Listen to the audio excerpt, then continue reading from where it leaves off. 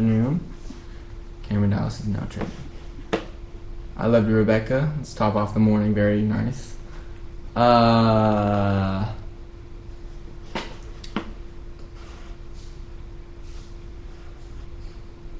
Okay. You want water? Really quick. Sure. What did you do with those waters? Yeah. Did you bring them? Maybe. Nah, I would Cameron's always flashing, trying to boom me. Hi, honey.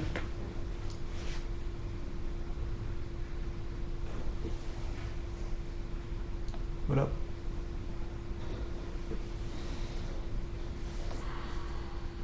Oh shit! What? I forgot to read the. Did you read the chapter? Nope. Wow. Okay, hold on, guys. We're just getting water. So, yours didn't read chapter 5. Mm-hmm. Yeah. But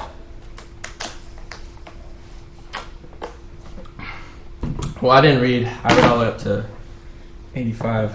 I was supposed to do it this morning, but I forgot. Wait.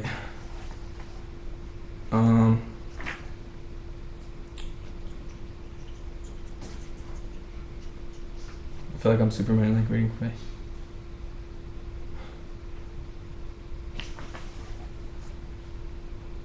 Oh shit. So basically in chapter 5, I'm like, oh wait, let me tweet it out.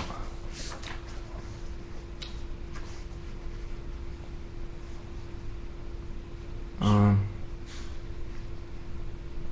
want to start reading the last 5 pages out loud? And then just go into chapter 6? Give people a quick refresher? Yeah. That's good. So I'll read from page 85.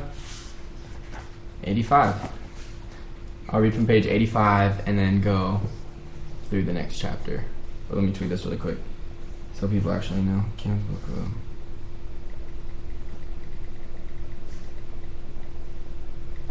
Bring your books and bring your friends. Got him. 'Cause I'm reading, motherfucker. Sorry, guys. 'Cause I'm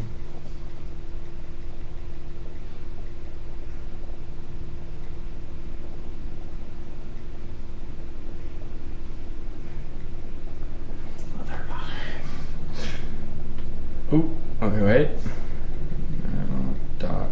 .com. Hi, Emma and Eddie, if you're watching. Are they gonna watch? They did last week. younow.com/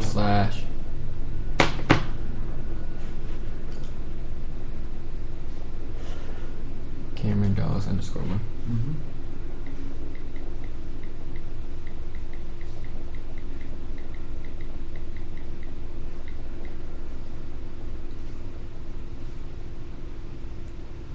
Yeah, I just posted a Vine too with Christian. Yosh is in it.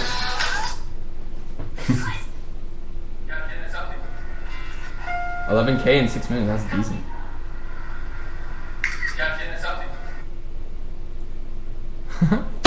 Alright, bruh. What'd you think of Cameron's new Vine? Oh yeah, if you guys don't know who Yosh is, he lives with us. Dude, they can see how dirty it is. It's not that dirty. Ping pong table behind us in the room. Yeah, a lot of stuff. I love you, Gina. But if you don't know who Yosh is, he stays with us. He's a boss. That's all you really need to know. He's just a boss. Family friend, and he helps us a lot. So we're on page 85 of The Fault in Our Stars. If you haven't been keeping up with us, this is like the 5th or 5th? Maybe the 5th or 4th.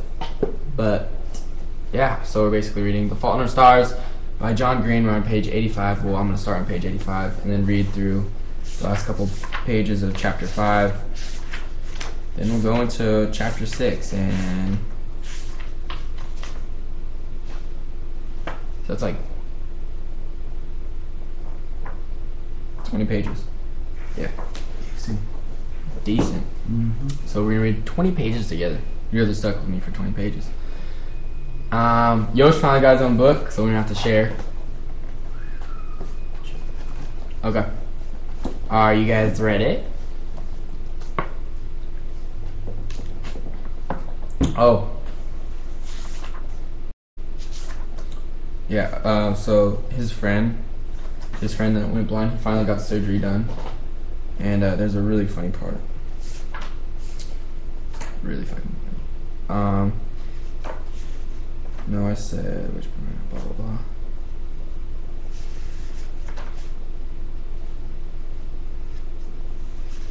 Okay, look. So his friend, she goes and visits him. And he's still like talking about the girl that just dumped him. But she goes, the nurse having finished the bandage change, stepped back. It's only been a day, Isaac, she said, vaguely condescending. You've got to give yourself time to heal, and 14 months isn't that long. Not in the scheme of things. You're just getting started, buddy. You'll see. The nurse left. Is she gone? I nodded.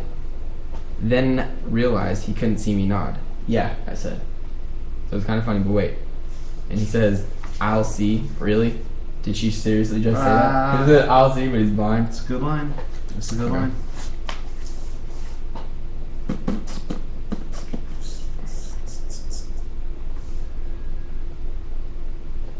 Okay. You want to read a page for once? Just waiting for you to ask, buddy. Page 85. You guys ready? Page 85, The Fault in Our Stars. Follow along. Okay. Do you ever throw them away? I asked him.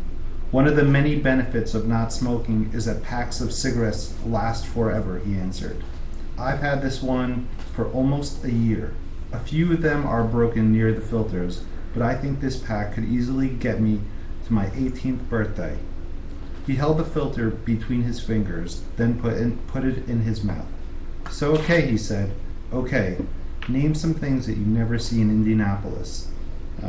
Skinny adults, I said. He laughed. Good, keep going. Beaches, family-owned restaurants, topography. All excellent examples of things we lack. Also, culture. Yeah, we are a bit short on culture, I said, finally realizing where he was taking me. Are we going to the museum?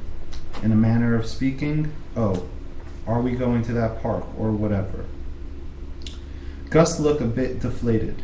Yes, we are going to that park or whatever, he said. You figured it out, haven't you? Figured what out? Nothing. There was this park behind the museum where a bunch of artists had made big sculptures. I'd heard about it, never visited. We drove past the museum and parked right next to this basketball court filled with huge blue and red balls. Oh. Steel arcs. Alright, guys. Top of page 86. What was that? Filled with huge blue and red steel arcs that imagine the path of bouncing balls. A bouncing ball. It's amazing. We walked down what passes for a hill in Indianapolis to this clearing where kids were climbing all over this huge, oversized skeleton sculpture. The bones each about waist high, and the thigh bone was longer than me. It looked like a child's drawing of a skeleton rising up out of the ground. My shoulder hurt. I worried the cancer had spread from my lungs. I imagined the tumor metastasizing. I imagined the tumor metastasizing into my own bones. Boring holes into my skeleton. A slithering eel of insidious intent. Funky bones, Augusta said. Created by Joe van Lieshout. Sounds Dutch. He is, Gus said. So is Rick Smits. So are tulips. Gus stopped in the middle of the clearing with the bones right in front of us and slipped his backpack off one shoulder, then the other. He unzipped it, producing an orange blanket, a pint of orange juice. and some sandwiches were wrapped in plastic wrap with the crust cut off. "What's with all the orange?" I asked, still not wanting to let myself imagine that all this would lead to Amsterdam. "National color of Netherlands, of course. You remember, William of an Orange and everything? William of Orange and everything." He wasn't on the GED test. I smiled, trying to contain my excitement. "Sandwich?" he asked. "Let me guess," I said. "Dutch cheese and tomato?" "The tomatoes are from Mexico, sorry." "You're always such a disappointment, Augustus. Couldn't you have at least gotten orange tomatoes?" He laughed, and we ate our sandwiches in silence, watching the kids play on the sculpture. I couldn't very well ask him about it, so I sat there surrounded by Dutchness, feeling awkward and hopeful. In the distance, soaked in the unblemished sunlight so rare and precious in our hometown, a gaggle of kids made a skeleton into a playground, jumping back and forth from among the prosthetic bones. "Two things I love about this sculpture," Augustus said. He was holding the unlit cigarette between his fingers, flicking at it as if to get rid of the ash. He placed it back in his mouth. "First, the bones are just far enough apart that if you're a kid, you cannot resist the urge to jump between them. Like, you just have to jump from rib cage to skull, which means that second the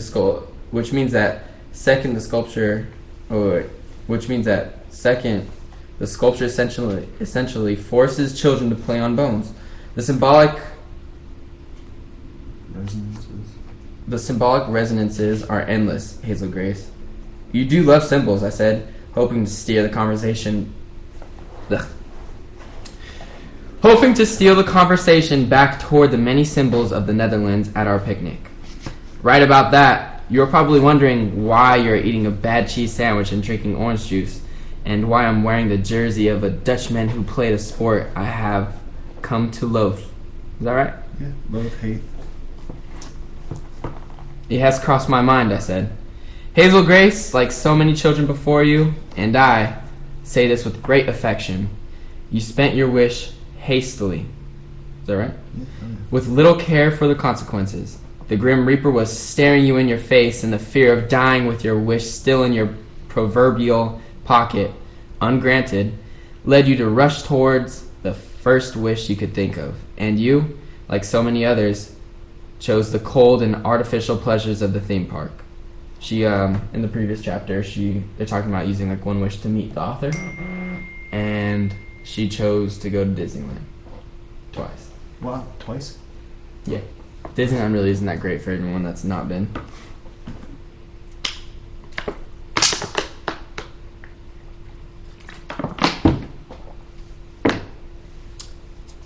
Phone's off, whatever that means. I love you, Bridget. Alright, ready?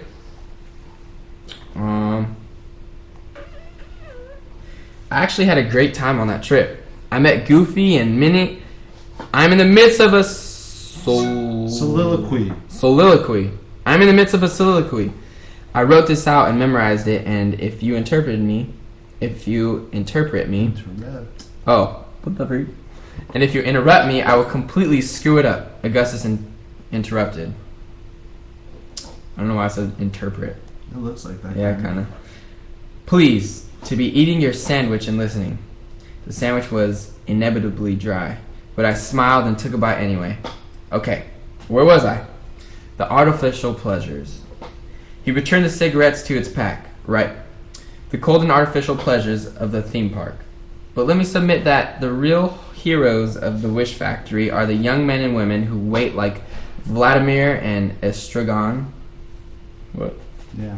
Vladimir and Estragon wait for Godot, and good Christian girls wait for marriage. These young heroes wait stoically. Stoically. These young heroes wait stoically, and without complaint for their one true wish to come along. Sure, it may never come along, but at least they can rest easily in the grave knowing that they've done their little part to preserve the integrity of the wish as an idea. But then again, maybe it will come along. Maybe you'll realize that your one true wish is to visit the brilliant Peter Van Houten in his Amsterdam exile, and you will be glad indeed to have saved your wish. Augustus stopped speaking long enough that I figured the soliloquy was over. But I didn't save my wish, I said. Ah, he said. And then after what felt like a practiced pause, he nodded. Ah, but I saved mine. Ooh.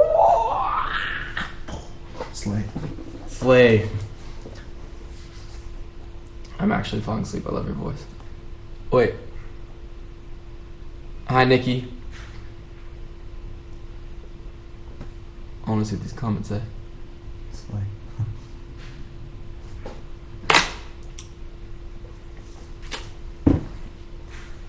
That's cute that he gave his wish, though. Yeah, I like that. He's gonna use his wish.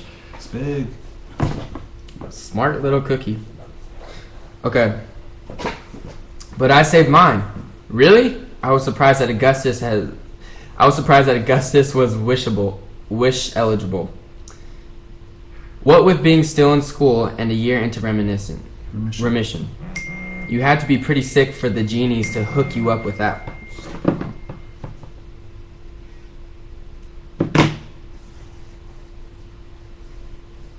Okay. There was wait. Really? I was surprised that Augustus was wishable. What with being still in school and a year into remission. You had to be pretty sick for the genies to hook you up with a wish. I got it in exchange for the leg, he explained.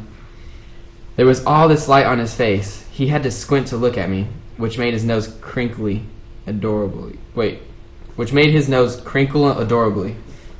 Now, I'm not going to give you my wish or anything, but I also have an interest in meeting Peter Van Houten. And it wouldn't make sense to meet him without the girl who introduced me to his book. It definitely wouldn't, I said. So I talked to the genies, and they are in total agreement. They said Amsterdam is lovingly... They said Amsterdam is lovely in the beginning of May. They proposed leaving May 3rd and returning May 7th. Augustus, really? He reached over and touched my cheek, and for a moment I thought he might kiss me. My body tensed, and I think he saw it, because he pulled his hands away. Augustus, I said, really? You don't have to do this. Sure I do, he said. I found my wish. God, you're the best, I told him. I bet you say that to all the boys who finance your international travel, he answered.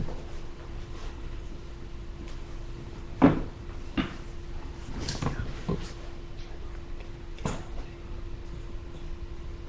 I don't know. I don't care. No.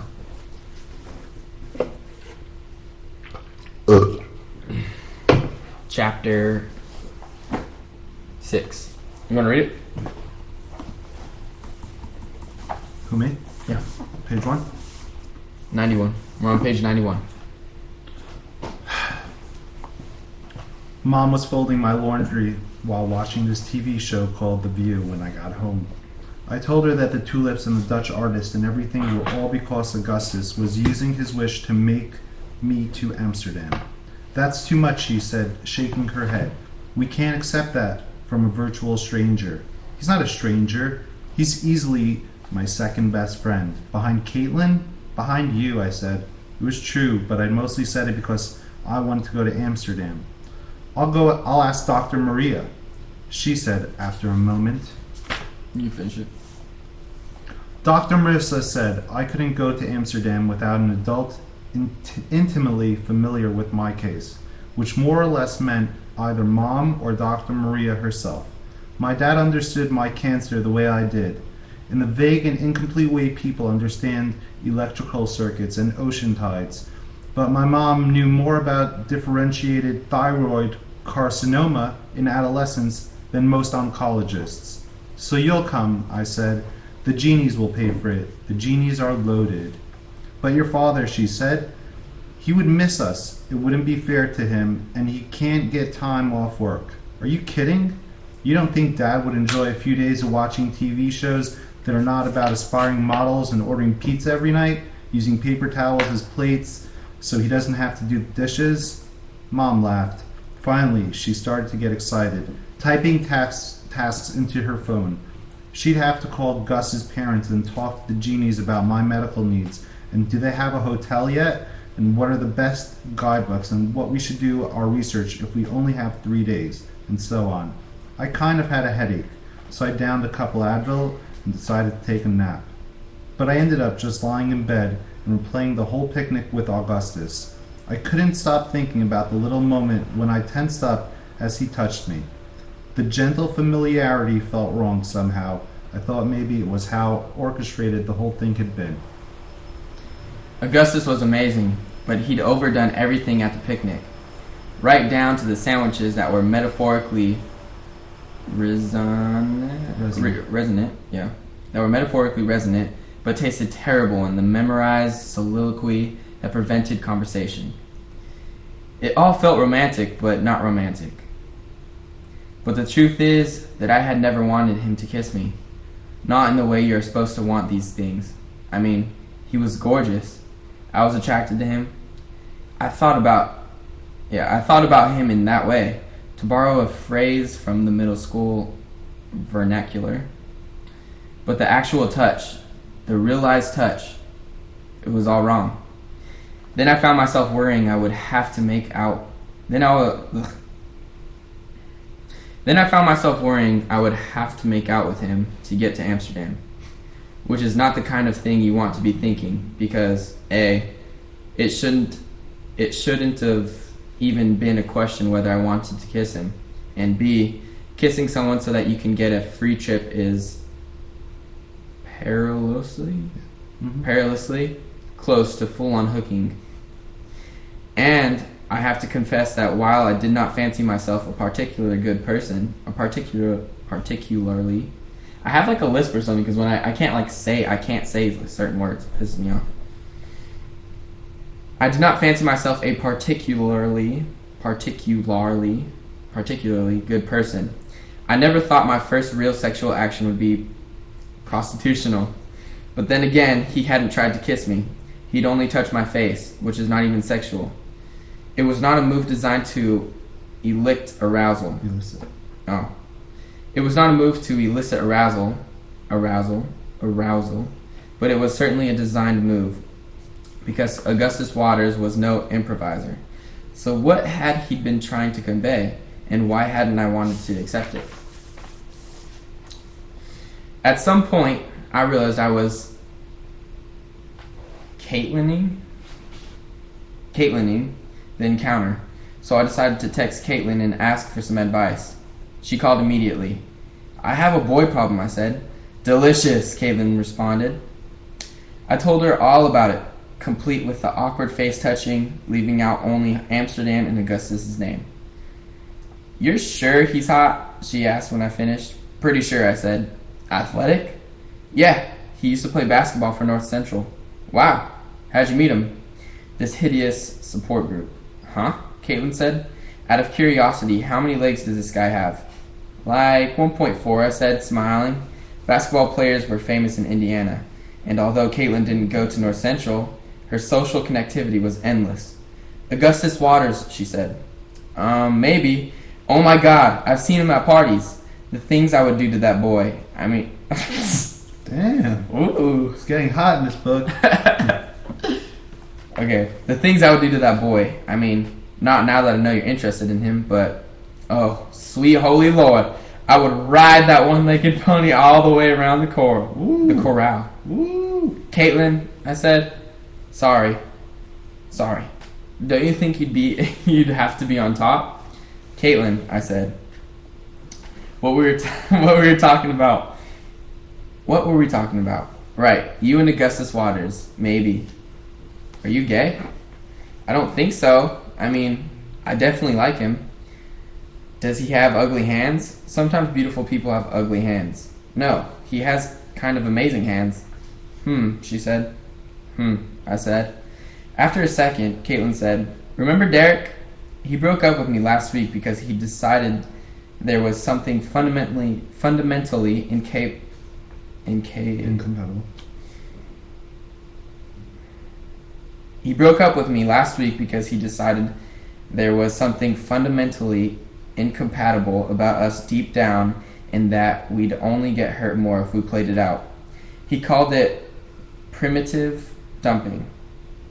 So maybe you have this premonition, or Preemptive. Oh, preemptive dumping. He called it preemptive dumping. Wow. What does that mean? I don't know. It's hardcore. It's preemptive dumping. So maybe you have this premonition. Mm-hmm. So maybe you have this premonition that there is something fundamentally fundamentally incompatible, and you're preempting the preemption. Wow. I said. Yeah, it's a lot of big words that I don't know. I said. I'm just thinking out loud here. Sorry about Derek. Oh, I got over it, darling. It took me a sleeve of Girl Scout Thin Mints and 40 minutes to get over that boy. I laughed. Well, thanks, Caitlin. In the event you do hook up with him, I expect lascivious details. But of course, I said. And then Caitlin made a kissy sound into the phone, and I said bye. And she hung up. 96. We're on 96, the top.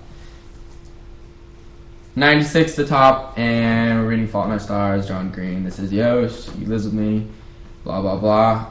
And the book is heating up! The book is heating up. And if you think I read like a 3-year-old, it's because I'm trying to work on my reading. I suck at reading. No, you don't. Out loud and pronouncing words. I know there are some words that I don't know. I don't know every fucking word. And yeah. And this is a learning process. So if you know it, great for you. If you don't, then learn it with me because I don't know it. With that said,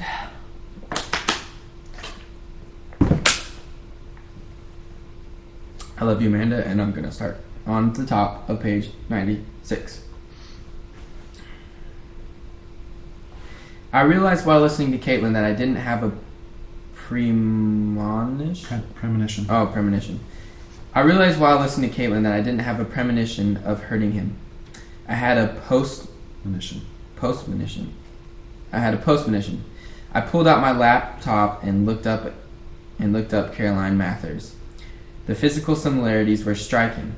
Same steroidally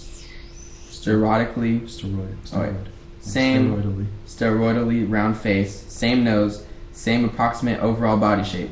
But her eyes were dark brown, mine are green, and her complexion was much darker Italian or something. Thousands of people, literally thousands of people, had left condolence messages for her. It was an endless scroll of people who missed her, so many that it took me an hour of clicking to get past the "I'm sorry you're dead" wall posts to the "I'm praying for you" wall posts. She died a year ago of brain cancer. I was able to click through some of her pictures. Augustus was in a bunch of the earlier ones. Pointing with a thumbs up to the jagged scars across her bald skull, arm in arm at the Memorial Hospital's playground, with their backs facing the camera, kissing while Caroline held the camera out so you could only see their noses and closed eyes. The most recent pictures were all of her before, when she was healthy. Uploaded post-mortem by friends, a beautiful girl, wide-hipped and curvy, with long, straight, dead black hair falling over her face. My healthy self looked very little like her healthy self. But our cancer selves might have been sisters. No wonder he'd stared at me the first time he saw me. I kept clicking back to this one wall post, written 2 months ago, 9 months after she died, by one of her friends. "We all miss you so much. It just never ends. It feels like we're all wounded in your battle, Caroline. We're all wounded in your battle, Caroline. I miss you. I love you." After a while, Mom and Dad announced it was time for dinner. I shut the computer and got up, but I couldn't get the wall post out of my mind, and for some reason it made me nervous and unhungry. I kept thinking about my shoulder and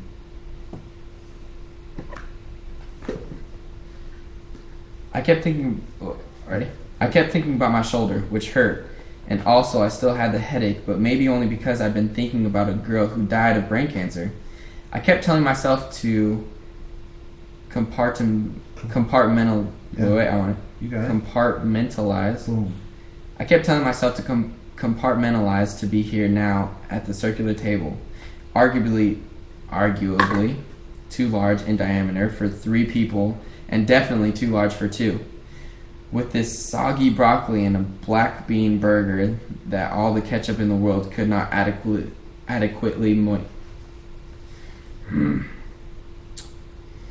With this soggy broccoli and a black bean burger that all the ketchup in the world could not adequately moisten.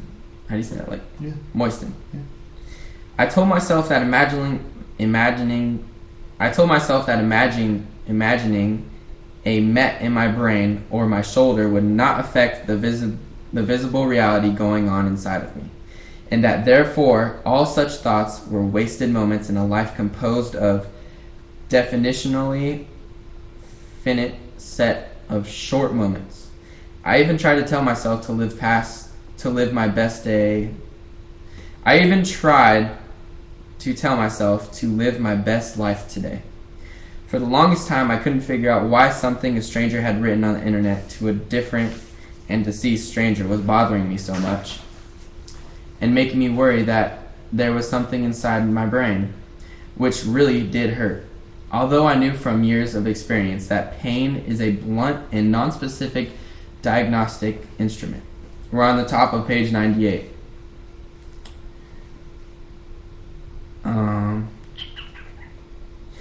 Because there had not been an earthquake in Papua New Guinea. I know, girl. Papua New Guinea. Hi, Kimberly. Papua New Guinea. Kimberly's from Papua New Guinea. I met How do you her. know that? I don't know. I met her like 15 years ago.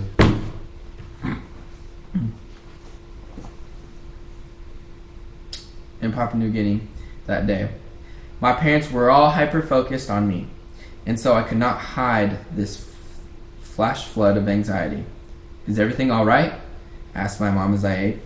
Uh-huh, I said. I took a bite of a burger, swallowed, tried to say something that a normal person whose brain was not drowning in panic would say. Is there broccoli in the burgers? A little, Dad said. Pretty exciting that you might go to Amsterdam. Yeah, I said.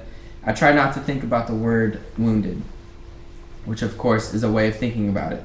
Hazel, my mom said, where are you right now? Just thinking, I guess, I said. Twitter padded. What? Twitter padded, my dad said, smiling. Twitter padded, my dad said, smiling.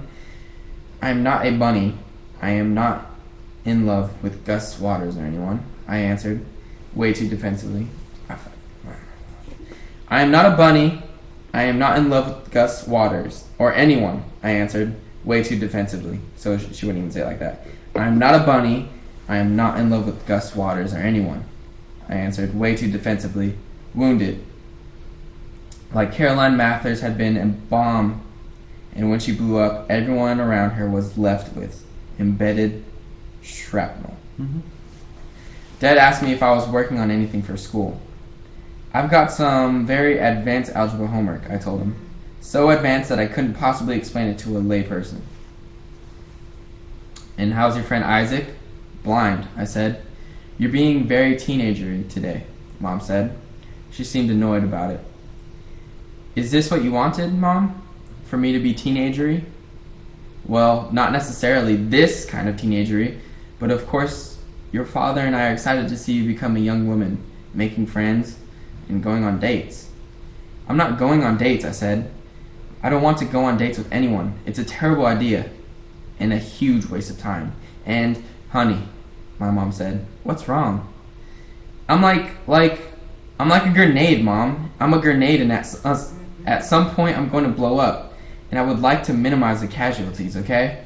My dad tilted his head a little to the side, like a scolded puppy. I'm a grenade, I said. I just want to stay away from people and read books and think and be with you guys because there's nothing I can do about hurting you. You're too invested. So just please let me do that, okay? I'm not depressed. I don't need to get out more. and I can't be a regular teenager because I'm a grenade. Hazel, Dad said. Hazel, Dad said, and then choked up. He cried a lot, my dad. I'm going to my room and read for a while. I'm going to my room and read for a while, okay? I'm fine. I really am fine. I just want to go read for a while. You want to get this page? Page 100. I started out trying to read this novel I'd been assigned, but we lived in a tragically thin-walled home, so I could hear much of the whispered conversation that ensued. My dad saying, "It kills me," and my mom saying, "That's exactly what she doesn't need to hear," and my dad saying, "I'm sorry, but," and my mom saying, "Are you not grateful?" and him saying, "God, of course I'm grateful." I kept trying to get this story, but I couldn't stop hearing them. So I turned on my computer to listen to some music, and with Augustus's favorite band, The Hectic Glow, as my soundtrack, I went back to Caroline Mather's tribute pages, reading about how heroic her fight was, and how much she was missed, and how she was in a better place, and how she would live forever in their memories, and how everyone who knew her, everyone, was laid low by her leaving. Maybe I was supposed to hate Caroline Mathers or something, because she'd been mostly actually written by her parents, because I guess her brain cancer was of the variety that makes you not before it makes you not alive. So it was all like, Caroline continues to have behavioral problems. She's struggling a lot with anger and frustration over not being able to speak. We are all frustrated about these things, too, of course. But we have more socially acceptable ways of dealing with our anger. Gus has taken to calling Caroline Hulk Smash, which resonates with the doctors.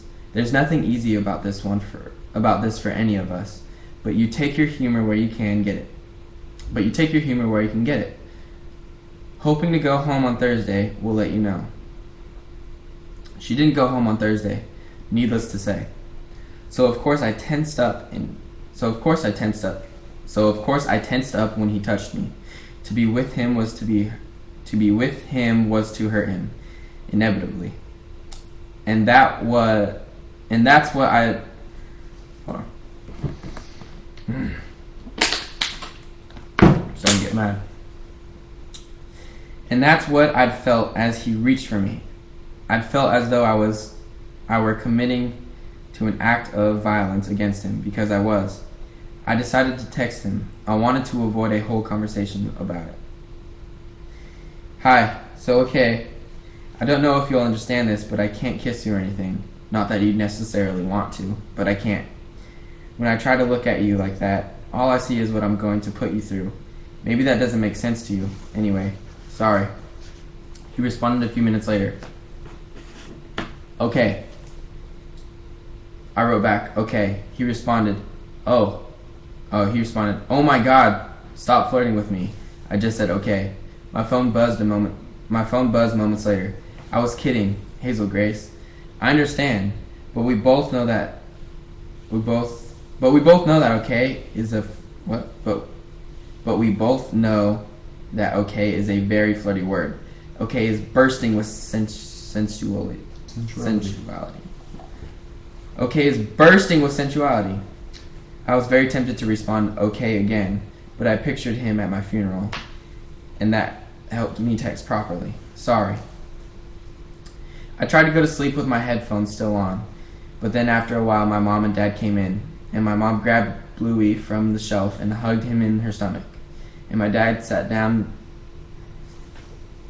in my desk chair, and without crying he said, "You are not a grenade, not to us. Thinking about you dying makes us sad, Hazel, but you are not a grenade. You are amazing. You can't know, sweetie, because you never had a baby become a brilliant young reader with a side interest in horrible television shows. But the joy you bring us is so much greater than the sadness we feel about your illness." Okay, I said. Really? My dad said.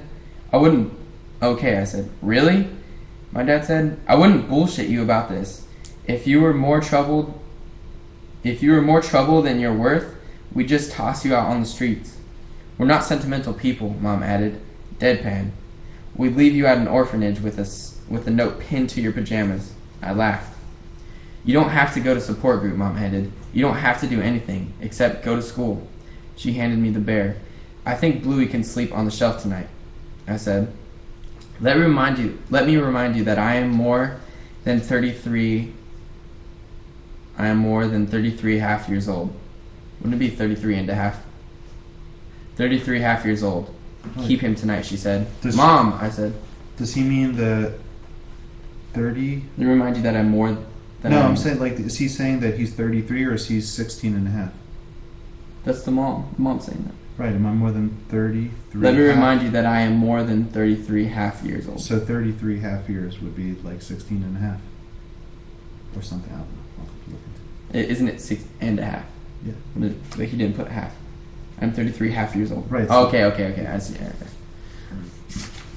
He's lonely, she said. Oh my God, Mom, I said, but I took stupid Bluey and kind of cuddled with him as I fell asleep. I still had one arm draped over Bluey. In fact, when I awoke just after 4 in the morning with an apocalyptic pain fingering out from the unreachable center of my head. Wow. Intense.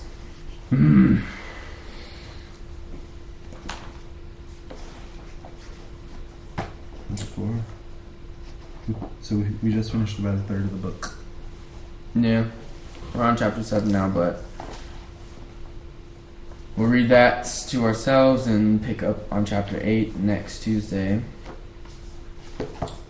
What did you think of it? I liked it. I liked it a lot. So they almost kissed, but they didn't. And now she's like, she doesn't want to put him through the pain of kissing him and like giving him emotions, because he already went through this. He just went through this a couple months ago. It's a rough scenario. And he is putting himself in that same position. I don't know, maybe he's drawn to that. Do you think? Or well, obviously he's like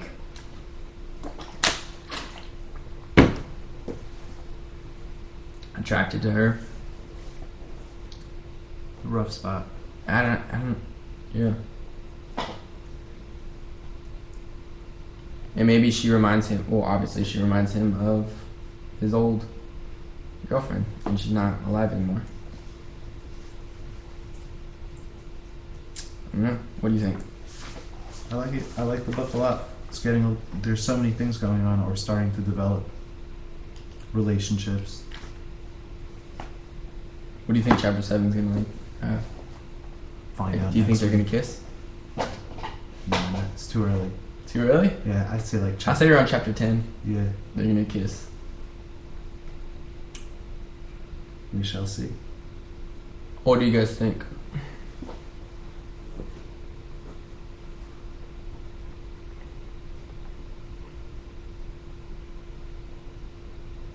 Hi, Emma and Eddie. I love you. I think they're gonna have sex. Whoa. I don't think so, but what do you guys think is gonna happen in the next chapter?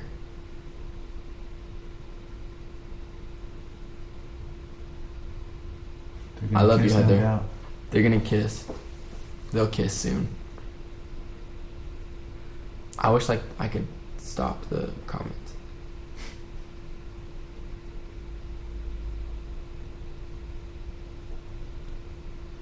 You guys have any comments or anything like about the book, like anything? Instead of just writing I love you. I love you guys too, but I kinda wanna talk about the book. Whoa.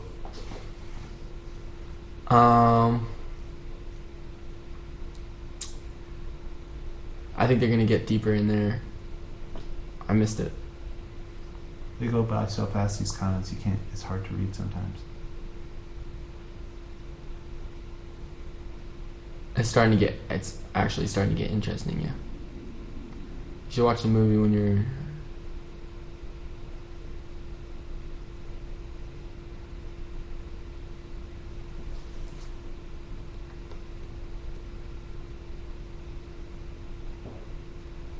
Yeah, they're all, like, all your guys' comments are the same. I love you guys too. Someone just asked, how do you like the book so far, Cam? I don't know, but I've answered that a million times. What's your favorite part? My favorite part in the book so far It's probably with his friend. So far, it's probably with his friend. His friend's Isaac, right? Yeah. The one that goes blind. When Isaac was smashing like all the trophies, and then I actually laughed when, because I didn't catch it when the nurse was like, "You'll see."